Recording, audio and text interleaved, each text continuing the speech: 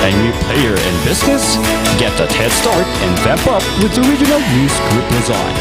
Advertise now and reach your target market. Achieve success and call us at 074-637-3947 or through our mobile number at 0960-289-2454. Send us a message at rngluzon@gmail.com. Seize the opportunity with the Regional News Group Luzon.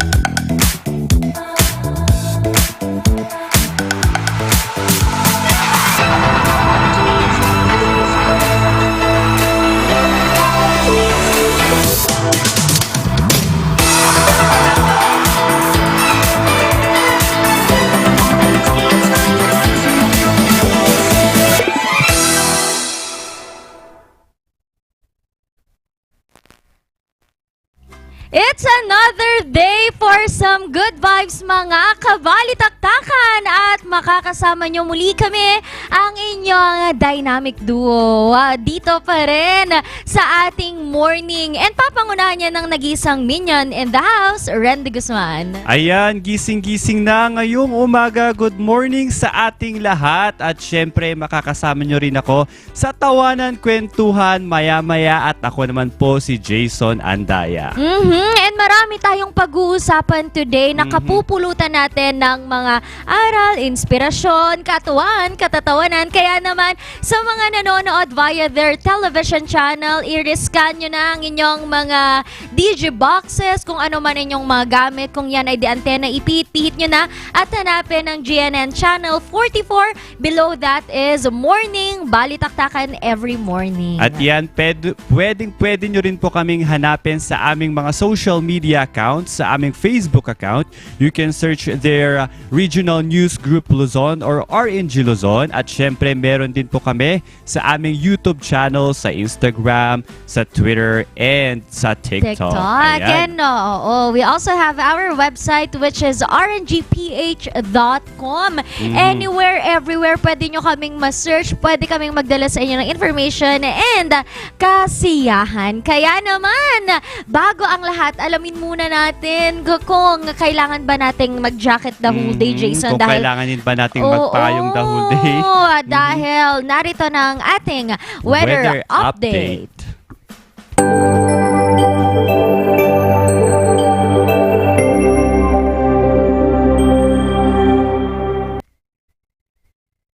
Ang weather update po natin ngayong Thursday ay ang lowest temperature po natin ay 18 degrees Celsius at ang highest temperature naman po natin ay 23 degrees Celsius. Ayan, aakyat po si Haring araw ng mga 5:26 ng umaga. And lulubog siya at 6:23. And alam niyo mga ka-MB, ang Typhoon Chideng po ay inaasahan din naman na pumasok nga sa Philippine Area of Actually, nasa loob na siya nga pala ng Philippine Area of Responsibility. Pero kasi ang kanyang tatahakin ay silangang kanluran. Ay, silangang kanluran tuloy.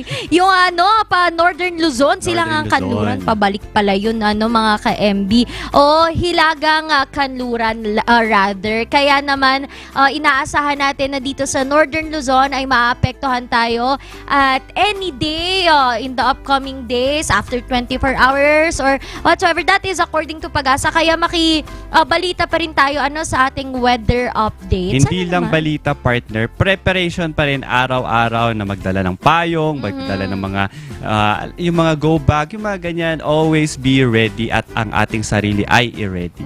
At sana hindi naman masyadong malakas itong si Bagyong. Hindi na nila kailangan ng visa. Doon kasi sa country na ito, Jason, ay kailangan nga nila ng kanilang visa. Pero itong visa-free travel program, in-announce ito ng Ottawa noon lamang Wednesday na eligible na daw ang mga Filipinos na kumuha dito under nitong Electronic Travel Authorization Program. So yung Canadian Embassy, gusto kasi nila na mas mapatibay pa yung mga gustong mag-invest, yung mga businesses nila, gusto nilang mag-seek and mag-strengthen ba ng tie with other people around the world para makita kung ano yung kailangan nilang i-improve.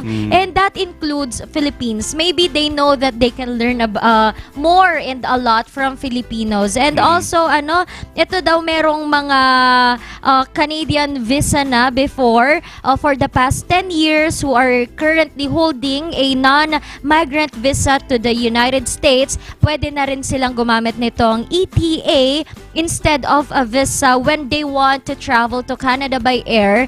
And very, very nice itong project na ito, Jason. Kasi paano kung gusto mo nga mag-aral doon? There are other opportunities and as well, people can learn from you at hindi mahal. Ang hirap kasi mag-travel Tara ngayon, na partner, let's travel na dyan sa Nako, Canada. Oo. Kaya sa mga nais po mag-apply, pwede nyo pong i-visit ang kanilang mga website, ang kanilang mga Facebook page to learn more about that. Ayan, dahil napadpad ka sa Canada, pumadpad naman po tayo sa Pilipinas. Oo. Dahil ang government ngayon ay ready sa preparasyon po ng El Nino. Ayan, dahil Nako. sabi nga, government completes preparation for El Nino dahil ang Malacanang po ay naghahanda sa epekto po ng El Nino or ang tagtuyot at andyan po ang El Nino National Team na nagkaroon po ng pagpupulong sa Camp Aguinaldo. At syempre, meron din po ang Presidential Communication Office upang siyasatin ang National El Nino Action Plan sa mga Oo. preparasyon na ito. Pinangungunahan po ito ni Sir Bernardo Alejandro at mga iba pang kasapi. Ayan. At partner, hindi lang yan dahil nga nandyan din ang mga iba't ibang ahensya. Oo. Una na dyan ang Department of Agriculture na talagang nangunguna para sa ating food security, sa ating mga water management, crops, fisheries, and livestock. Oo, alam mo Jason, very important yan. Sa mga nagtatanong mga ka-MB, bakit El Nino pero laging umuulan? Again nga, according to Pag-asa sa aming panayam with them, kaya daw po nagkakaganito dahil nga sa sobrang init, yung nag-evaporate nga na init natin ay nagdudulot siya ng mas malalaking bagyo. And it's really important that we really prepare, hindi man natin nararamdaman pa ngayon or akala man natin na tapos na dahil nga tag-ulan na. Pero kasi mga ka-MB, kapag tagtuyot kasi, mahirapan magparami nga ng mga fishes. Totoo yun. Mahirap yung crops, no? So ang mangyayari diyan baka magkaroon nga ng kakulangan sa pagkain and as well blackouts. Kaya partner, idagdag naman natin yung mga ibang ahensya, no? Syempre hindi rin mawawala ang aside from Department of Agriculture, nandiyan din ang Department DNR, okay? Oo, Department of course. Environmental and Natural Resources para ma-enhance ang ating water conservation, pag-develop ng alternative water sources at of course ang Department of Health. Oo. Andyan din ang para makatulong sa ating health risk, no? Pagpapatuloy ang health services at pagpapatibay ng mga health facilities. Ayan. Oo, nako, mag-iingat pa rin tayo, lagi pa rin tayong makibalita sa ating mga agencies at sumunod tayo. Let's try then to save food, save money na magagamit natin in case nga malaki ang epekto nitong El Nino. And speaking of health mga ka-MB, dito sa Baguio City, dahil nga meron ulit tayong ordinansa na kailangan magsuot nga tayo ng face mask dahil sa pagdami nga ng ating mga cases. According naman kay Mayor Magalong, he is willing and ready naman na bawiin ulit ito, no? Itong pagsusuot muli ng face mask kapag within 14 days ay bumaba po ang kaso ng COVID-19 sa bansa. Kasi nga naman Jason, meron na naman tayong 2 bagong kaso ng COVID-19 dito sa Baguio City and ang ating total ngayon ay 54 ang ating active rather and 2 ang bago. Meron na nga ring dalawang namatay. This is the data, latest data po, dated June 5. So, sana bumaba naman na para may mga iba kasi ayaw na mag-face mask. Ikaw nagpe-face mask ka pa ba? Hindi na partner. At pero siguro sa mga offices, kailangan pa rin nire-require pa rin nila ang face mask. Pero pag nasa public naman, depende kung anong mga facility yan, kung ano po ang sinasabi ng mga offices, we need to follow pa rin to protect ourselves. Pero partner, may iba tayo, no? Dahil nga, ipinagdiriwang po ngayon, hindi po ipinagdiriwang, I'm sorry, ngayon po ay ang earthquake drill po natin. Kaya kailangan po natin sundan ang mga duck, cover, and hold na yan. Ngayong June 8 po, ay ito po ay earthquake drill, 9 Magkakaroon a.m. ng mga drills. All over the Philippines? Ay national to, wow. partner. Kaya 9 a.m. po, ngayong araw po na ito ay magkakaroon po tayo ng earthquake drill. Kaya join po the second earthquake drill na national po 2023. Wow, it's really important din, no? Hindi lang sa sakuna. Let's prepare ang earthquake, inevitable yan. Hindi natin expected kung kailan tatama yan. As I remember, last year, Cordillera was really devastated. Dito nga sa isang earthquake na naganap. Pero mukhang yayanigin naman din tayo. Meron ka pa bang chika Ay, dyan? partner, no, gusto ko lang i-remind dati no, nung 1990s na talagang mga magulang ko, mga lolo't lola ko, no, na talagang pinapaalala pa rin sa atin na maging handa kasi sobra yung nangyari nung 1990s na yon. Kaya ngayon, sana po ay seryosohin po natin ang earthquake drill ngayong araw na ito, 9 a.m. po. Ayun. Oo. And mamaya mukhang meron tayong kapupulutan ng aral. Oo. Dahil partner, no, aside from vlogging kasing nauuso ngayon, more on videos, making YouTube channels, content creators, madami na ngayon. Ngayon naman ay dumadami din ang vlogging, no? Wow, vlogging. Vlogging is a content creator na more on writing in words. Kung saan mamaya, partner, makakasama po natin si Jezreel Kayat na isang vlogger. Correction lang partner, vlogger. Ayan. Kasi ang vlogger, V is video. Yes. And ang blogger ay pagsusulat sa mga blog sites. Tama? Ay, ayun na. And dito naman sa ating mga kapatid na nasa LGBT community, ano nga ba ang ilan sa inyong karapatan? Alamin yan sa legalities.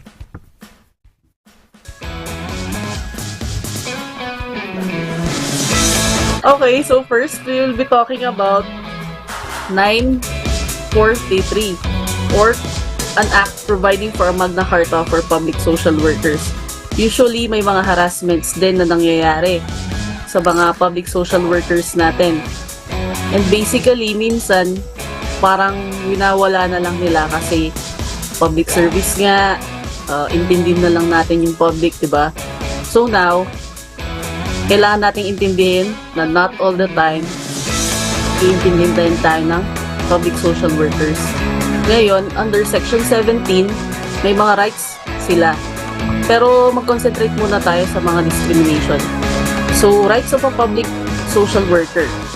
They are protected from discrimination by reason of sexual orientation. Tandaan natin, sexual orientation. This is among others. Meron pa siyang age, political or religious beliefs, so civil status, physical characteristics or disability or ethnicity. Ito yung protection nila. Tandaan natin. At wag nating sabihin na sinasabi lang to ng batas. Meron pong penalties dito. Under Section 24, penal provision, any person who in any manner commit any act in violation of the provisions of this act shall be punished by a fine of not less than 20,000 pesos but not more than 40,000 pesos or imprisonment of not more than 1 year or both.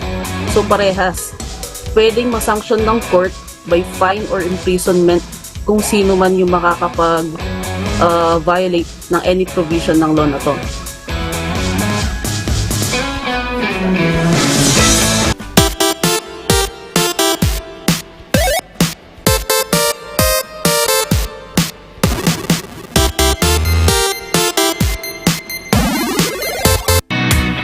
Laging tumutok sa mga programa ng RNG Luzon.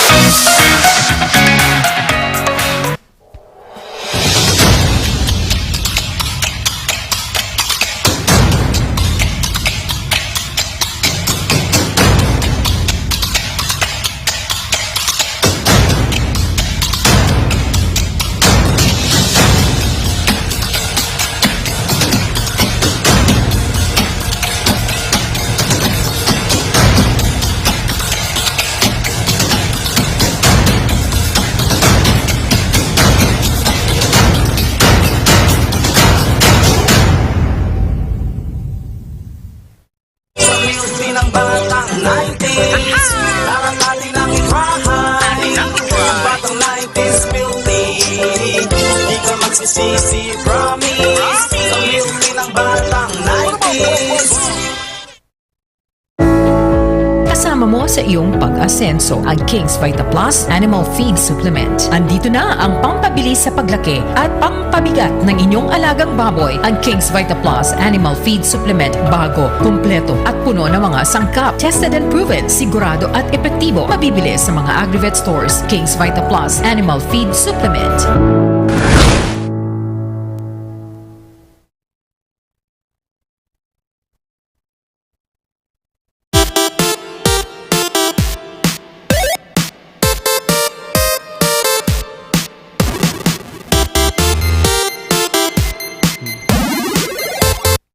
At yan, nagbabalik po ulit ang Morning Balitaktakan. Sabi ko nga kanina ay makakasama natin ang isang vlogger na si Jezreel Kayat. Ayan, para mas malaman pa natin ang kanyang journey sa pagbablog, kasama po natin siya ngayon. Good morning po, Jezreel. Good morning. Happy to be here. Ayan, good morning. Para malaman pa natin po no, yung background nyo sa pagbablogging, kasi a lot of people are more into vlogs, but a lot of people also are not aware kung ano pa ba itong vlogging na ito.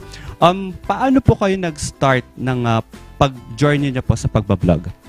So, I started vlogging, with vlogging actually, sa video, V. So, it was pandemic time and I had a lot of time. So, inisip ko, I wanted to do something with my time. So, at first I started vlogging, but then I realized it was more time intensive. And I didn't really have that much background in terms of video editing. So I started blogging with B. So it was pandemic, it was like late 2019 or early 2020 where I started writing articles, reading more books, and I remember I encountered quote from Epictetus, a Stoic philosopher, saying the proper exercise of the mind is an exercise of choice. So that's when I started to say, I have a choice in what I do. So I started vlogging. Okay, is it your intention to actually make a blog, or is just na natural na nag-create ka na talaga na vlog na parang gusto mo na rin kumita? Parang ganun po. No, actually, my hobby before was really writing. I'm a student writer from elementary up to now, actually. So that's why I started blogging just for the fun of it. I wanted to enjoy the journey as much as I can, and that's why I started a blog, writing articles, researching more based on science, based on books, basically everything under the sun that I had interest in, I would write about. Okay, as what you said, writing, no? Can you share po to us your favorite or most favorite topic that you've written already, and a little bit background of it that you can share to us? I definitely have to say it would be habits, habit building, creating habits, because honestly, it's the most actionable. Anybody can do it. Anybody can build a habit of doing anything, anything that's good for you. So I remember my favorite author would be James Clear. One of his favorite quotes was, "Every action you take is a vote for the type of person you wish to become." So that's why. One of my most enjoyable articles is about habit building, how to exercise and how to build the habit of doing good. Because I'm just curious on how to really make a blog, and of course a lot of people are curious on how to make it. In your own po, how are you going, or paano po kayo nag-create ng blog po ba? How are you going to start? Paano po ba yung mga flow? Parang ganun. Well, yung basic idea ko lagi, the basic idea I always try to make is that it has to be something of value, because that's always the thing about content that I want to share. I want to make something of value. So that's why whenever I try to start a blog, I always make sure that is it inspiring? Is it giving value to the person? Or is it just mema? Ganun. Okay. How about po dun to those people na who wanted to start a blogging? What can you say about them, or tips on how to start a blog?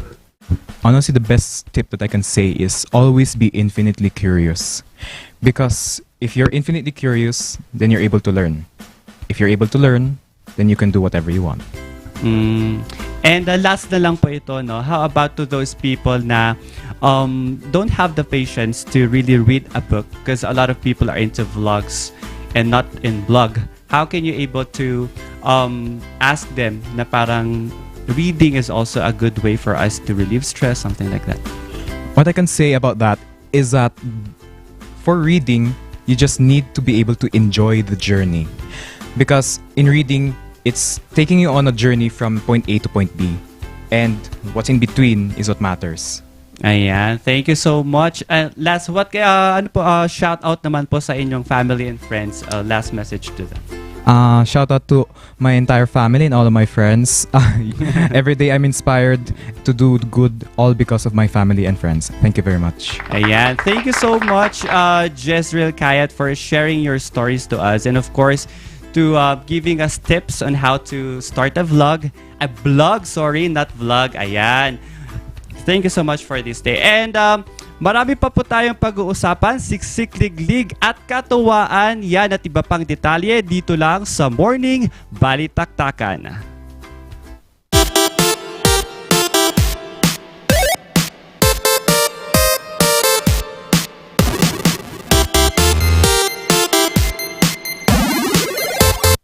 A new player in business? Get that head start and vamp up with the Regional News Group Luzon. Advertise now and reach your target market. Achieve success and call us at 074-637-3947 or through our mobile number at 0960-289-2454. Send us a message at rngluzon@gmail.com. Seize the opportunity with the Regional News Group Luzon. Bulok, maliliit at hindi ba malusog ang inyong mga halaman? Omega Green ang kasagutan. Ihalo lang ang 2 kutsara nito sa isang maliit na container at kaunting tubig. Pagkatapos ay ihalo sa knapsack sprayer at pwede na itong spray sa mga pananim. Meron itong nitrogen, phosphorus, magnesium, copper at zinc na tumutulong sa pagpapaganda at pagpapabilis ng tubo, pagpapanatili ng nutrisyon, mas malagong mga dahon at panlaban sa mga sakit ng mga halaman. Hindi rin ito nakasasama sa kapaligiran. Pwede rin ito sa kahit anong klase ng halaman, mapa-highland crops o lowland crops. Omega Green by Encam Agri-Marketing, the ultimate friend of farmers. Sa milky ng batang 90s, parang natin ang itrahan. Ang batang 90s milky, di ka magsisisi, promise. Sa milky ng batang 90s. A new player in business? Get that head start and vamp up with the Regional News Group Luzon. Advertise now and reach your target market. Achieve success and call us at 074-637-3947 or through our mobile number at 0960-289-2454. Send us a message at rngluzon@gmail.com. Seize the opportunity with the Regional News Group Luzon.